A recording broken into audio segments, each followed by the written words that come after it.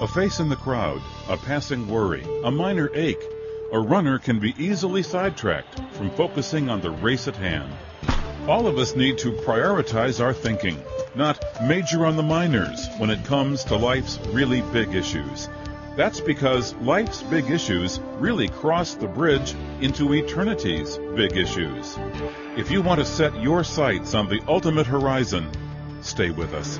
From Chicago's Moody Church, this is Running to Win with Dr. Erwin Lutzer, whose clear teaching helps us make it across the finish line. Today, Dr. Lutzer continues a message from 2 Corinthians chapter 4. Join us now as we learn more about the things that matter most.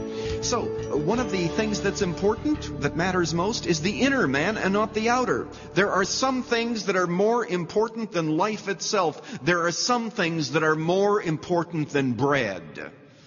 And that is the renewal of the spirit before God, because you begin to realize that though the outer man perishes, the inner one is renewed day by day. The inner outshines the outer. There's a second contrast here that we need to look at, and that is the contrast between suffering and glory. Verse 17, for momentary light affliction is producing for us an eternal weight of glory far beyond all comparison. Notice that Paul uses the figure of speech of a scale. And what he says is that on the one side of the scale, there is all of our momentary light affliction. You say, well, the Apostle Paul must not have gone through what I've gone through, or he would not have called it momentary, and he would not have called it light. But remember what Paul says in 2 Corinthians chapter 11?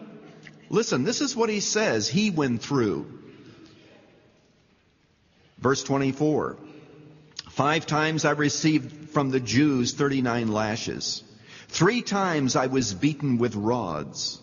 Once I was stoned. That means, young people, that he had rocks thrown at him.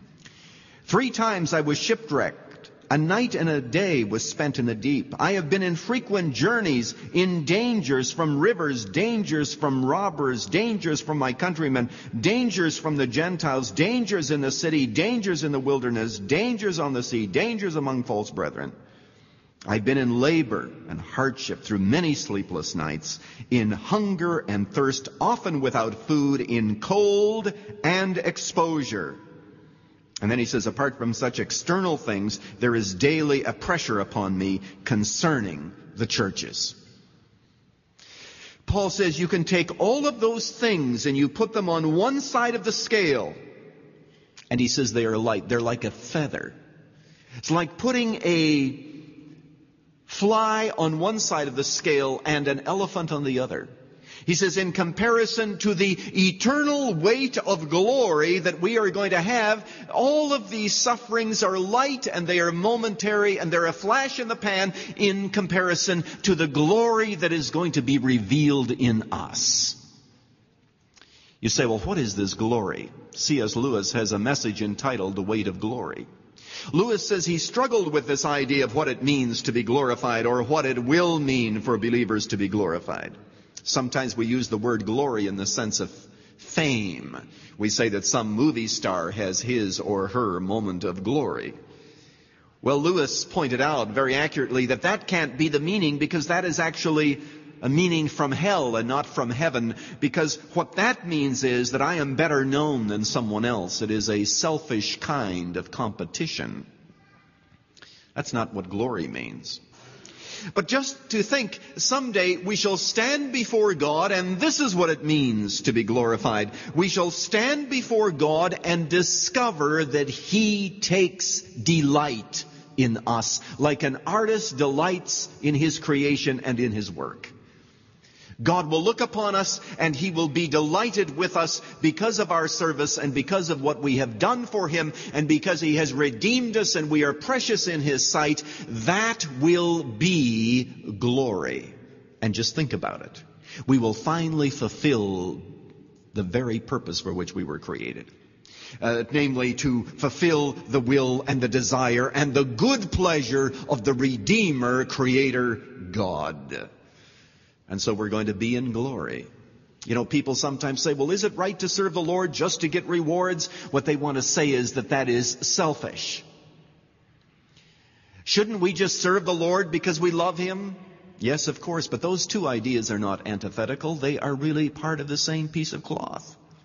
We serve the Lord because we are going to receive rewards, but our greatest reward is His approval and His delight in us, to know that we shall stand before Him and we shall see Him as He is, because we too shall have glorified bodies that are exempt from all of the contingencies of earth and all of the accidents and the pushes and the pulls of human existence and the frailty of our own health. All those things will be gone forever, and we shall stand before God and look like Christ. Paul says when that happens, you're going to look back and you're going to say, you know, those 40 years on earth that I struggled with arthritis, the 40 years on earth that I struggled with this or that, will be like a feather in comparison to the eternal great weight of glory. And the Bible says we're going to shine like the stars. They that be wise shall shine as the brightness of the firmament. That's what's going to happen. And all of that is in the future. Paul says, no wonder we can take life. You know, let's read that verse again.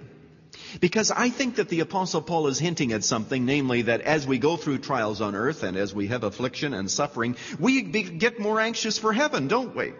You know, as long as we're healthy and well and we're earning a good living and everything seems to be going well, we are very content on earth and we want to keep heaven away as long as we possibly can.